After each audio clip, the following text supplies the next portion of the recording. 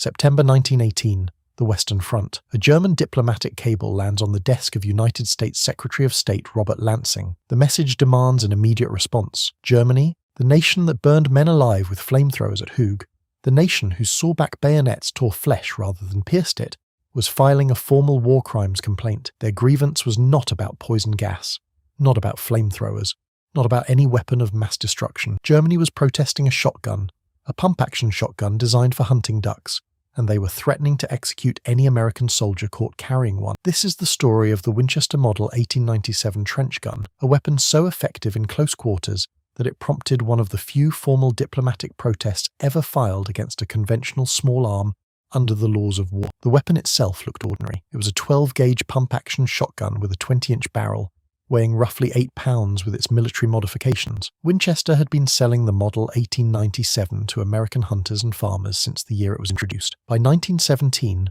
over 1 million had been manufactured for civilian use. The gun had earned a reputation for reliability and rugged construction. It was, by all appearances, nothing special. But the Model 1897 had one design feature that transformed it from a sporting arm into something approaching an automatic weapon. It had no trigger disconnector. In a modern pump-action shotgun, firing a round requires releasing the trigger and pulling it again between each shot. The Model 1897 bypassed this entirely. A soldier could hold the trigger down, cycle the pump-action rearward to eject the spent shell and cock the hammer, then slam the forend forward. The instant the bolt locked into battery, the hammer dropped.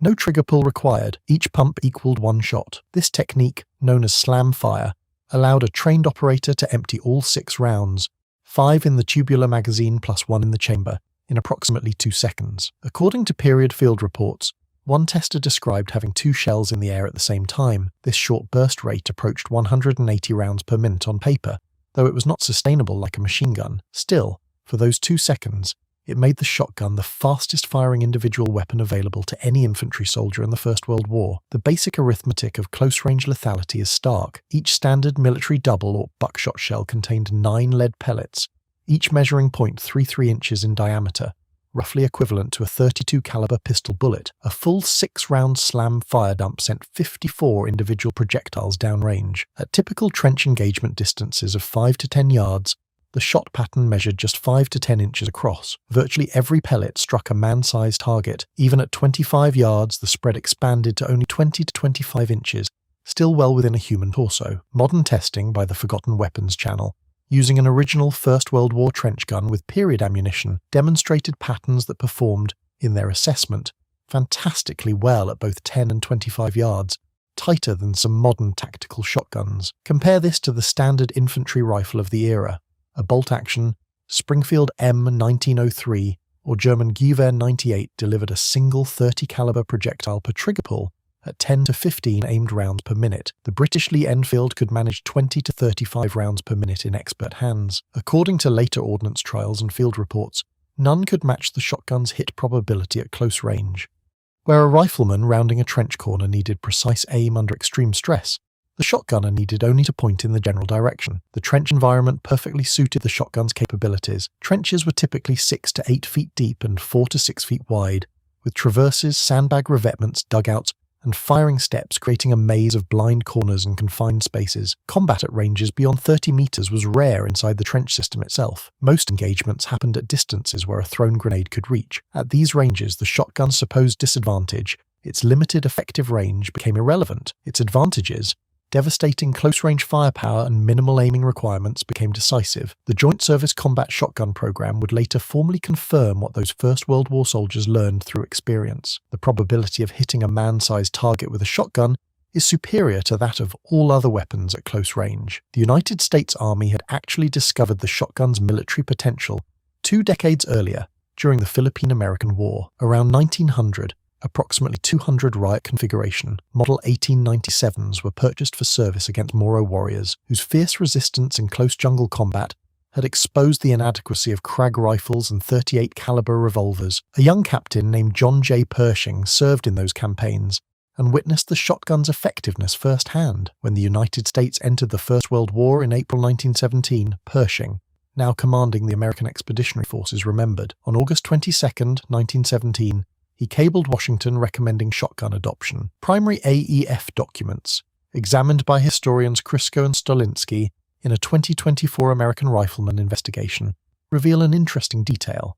Pershing's initial recommendation specified shotguns for use in guarding prisoners. The combat role developed organically through wartime use. Winchester collaborated with Springfield Armory to convert their commercial riot gun into a combat weapon. The modifications were practical. A perforated steel heat shield with 6 rows of ventilation holes was fitted over the barrel so soldiers could grip it during bayonet fighting after sustained firing. An offset bayonet adapter allowed the weapon to accept the standard M1917 Enfield bayonet. Sling swivels for the M1907 leather sling completed the military configuration. The front sight was mounted directly on the bayonet adapter rather than the barrel, a detail collectors still use for authentication. Winchester delivered approximately 19,000 Model 1897 trench guns under government contract. Remington contributed roughly 3,500 Model 10 trench guns as a secondary source. Official ordnance records vary slightly, but total First World War shotgun procurement reached approximately 20,000 to 25,000 guns, a small fraction of the millions of rifles issued,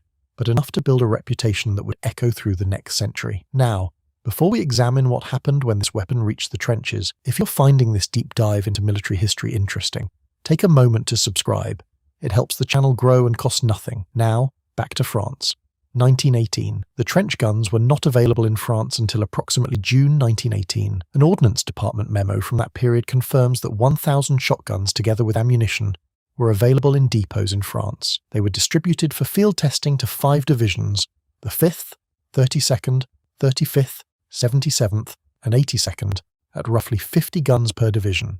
The war would end in November, giving the weapon barely 5 months of active deployment. One critical problem emerged immediately. Standard paper-cased commercial shotgun shells swelled and jammed in the perpetual dampness of French trenches. Troops resorted to cycling each round through the action before patrols to test reliability, which further deformed the fragile shells. The army ordered all brass shotgun shells impervious to moisture, but bureaucratic delays meant few reached the front before the armistice. Despite limited numbers and ammunition problems, the weapon made an immediate psychological impact. A post-war American Rifleman article described one engagement. They let them come on, and when those shotguns got going with 9.34 caliber buckshot per load, 6 loads in the gun, 200-odd men firing, plenty more shells at hand, the front ranks of the assault simply piled up on top of one awful heap of buckshot-drilled men. Captain J.H. Hoskins told the Nashville Banner after Belleau Wood that the shotgun volley was new to them. Every time a gun fired, 3 or 4 Germans would go down. The more the surprise gripped them, the closer they would huddle and the deadlier was the fire. The only Medal of Honor citation specifically mentioning a shotgun in the First World War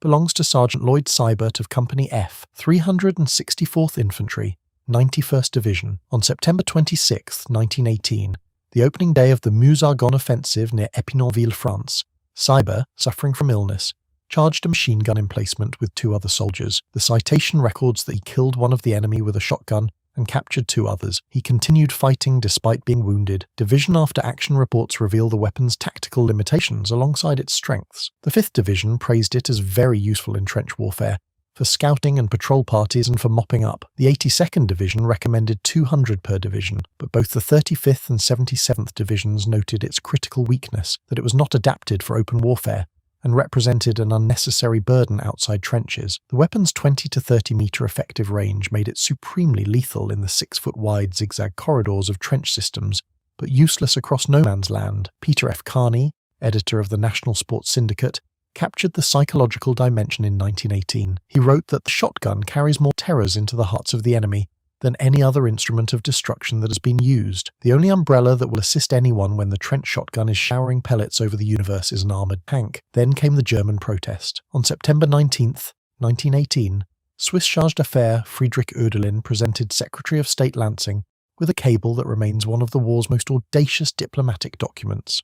The full text, preserved in the State Department's Foreign Relations of the United States series, Document 911, reads as follows: The German government protests against the use of shotguns by the American army and calls attention to the fact that according to the law of war, every prisoner found to have in his possession such guns or ammunition belonging thereto forfeits his life. This protest is based upon Article 23E of the Hague Convention respecting laws and customs of war on land. Reply by cable is required before October 1st, 1918. Article 23E of the 1907 Hague Convention prohibits arms, projectiles, or material calculated to cause unnecessary suffering. Germany argued that buckshot pellets produced wounds excessively cruel and difficult to treat. The protest carried an explicit threat. Any captured American found with a shotgun or shotgun ammunition would be executed. The American response came 9 days later. Brigadier General Samuel T. Ansel, the acting Judge Advocate General, authored a 5-page legal memorandum that methodically demolished the German position. His core argument was that Article 23E targeted weapons of cruelty and terrorism, the German word Schrecklichkeit, not weapons that were simply efficient at killing. Shotgun pellets, he noted, were exactly analogous to shrapnel shell and approximately the same diameter as standard .32 caliber bullets. Then, Ansel turned the argument directly against Germany,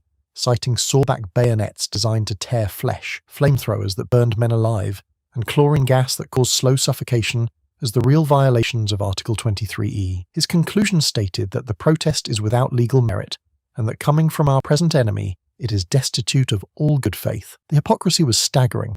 Germany had introduced chlorine gas at Ypres on April 22, 1915, killing over 1,000 and injuring over 7,000 in a single attack. Phosgene followed in December 1915. Mustard gas arrived in July 1917. Chemical weapons killed approximately 90,000 and wounded 1.3 million across the war. The Flammenwerfer, the portable flamethrower, debuted against British trenches at Hooge on July 30, 1915. Killing or wounding 31 officers and 751 men in 2 days. Rumours and threats of harsh treatment circulated regarding German sawback bayonets, and many were later ground down or withdrawn from general issue as the war progressed. The New York Sun captured the absurdity perfectly. The inventors of poison gas objected to the use of a clean bullet. Secretary of State Lansing's formal reply on September 28, 1918, concluded with a pointed warning. Should Germany execute a single American prisoner of war for carrying a shotgun, it would be the right and duty of the government of the United States to make such reprisals as will best protect the American forces. Germany never replied. The war ended 6 weeks later. State Department records confirm an important detail. There is no record of any subsequent capture by German forces of any US soldier or Marine armed with a shotgun, or of Germany carrying out its threat. The execution threat remained just that, a threat. Popular accounts claiming that General Pershing personally threatened to execute any German captured with a flamethrower or sawback bayonet are embellished. The primary documents show the response came from civilian leadership, not military command. Several other popular claims about the Model 1897 require careful qualification. The story that skilled trap shooters were stationed in trenches to shoot enemy grenades out of the air was, according to multiple historians, taught and practiced at training camps, but remains unverified in actual combat. Legend has it that German soldiers specifically feared and targeted Americans carrying shotguns, but documentary evidence for this remains thin. What is verified is the weapon's remarkable longevity. In the Second World War's Pacific Theatre, approximately 25,000 additional trench guns were manufactured. Marines famously acquired shotguns from naval arms lockers the night before amphibious landings. The weapon spread pattern proved ideal for clearing Japanese bunkers, fighting in jungle conditions at near-zero visibility, and night defense against infiltrators. The Model 1897 remained in service through Korea and was still being carried in Vietnam alongside newer models. The modern military shotgun lineage traces directly from that 1917 conversion. The Winchester Model 12 succeeded the Model 1897 with a hammerless design. The Remington 870, introduced in 1950, became the dominant pump-action military and police shotgun for decades. Today, the Benelli M1014, a semi-automatic adopted under the Joint Service Combat Shotgun Program in 1999, serves as the standard United States military combat shotgun. It saw extensive use in the Battle of Fallujah and throughout operations in Iraq and Afghanistan. Modern doctrine has expanded the shotgun's role far beyond trench clearing, door breaching with specialized rounds, checkpoint operations, less lethal crowd control. But the foundational concept remains identical to what American soldiers discovered in French trenches. At close range, nothing puts more lead on target faster. Germany's closest equivalent in 1918, the MP-18 submachine gun, arrived too late and in too few numbers. Designed by Hugo Schmeisser and manufactured by Bergmann, the MP-18 fired 9mm parabellum at 400 to 500 rounds per minute from an unreliable 32-round snail drum magazine. Production estimates vary, but sources suggest somewhere in the low tens of thousands were manufactured before the armistice, with perhaps only a few thousand reaching frontline units. It filled a similar close-quarters tactical niche, but lacked the shotgun's devastating per-round lethality at point-blank range. Beyond the MP-18, German close-quarters options were limited to Mauser C96 pistols, standard bayonets, and the sharpened entrenching tool, a brutal but primitive melee weapon. Britain and France both evaluated shotguns for trench warfare, but declined adoption due to ammunition reliability concerns in damp conditions and slow reload rates. The British relied primarily on Mills bombs, Webley revolvers, improvised clubs, and trench knives. France favoured hand grenades and the Liebel stiletto trench knife. The United States was, and remains, the only major power to have continuously employed shotguns as combat weapons from 1900 to the present day. Much of modern combat shotgun doctrine, particularly in the United States military, traces back to those experiments in French trenches when someone looked at a Winchester sporting gun bolted on a bayonet lug and heat shield and sent it into the most brutal close quarters fighting in human history. The entire United States Army Signal Corps First World War photo archive contains, remarkably, 0 photographs of trench guns in frontline combat use. Historian Martin K. A. Morgan concluded that AEF command ordered photographs censored to avoid further diplomatic embarrassment after the German protest. Only 717 trench guns were actually on the front lines when Germany filed its complaint in September 1918. The weapon's reputation far exceeded its numbers, its psychological impact outweighed its statistical contribution to victory, and its legacy outlasted the war by more than a century. The Winchester Model 1897 trench gun proved a simple truth about warfare. Sometimes the most effective weapon is not the most sophisticated,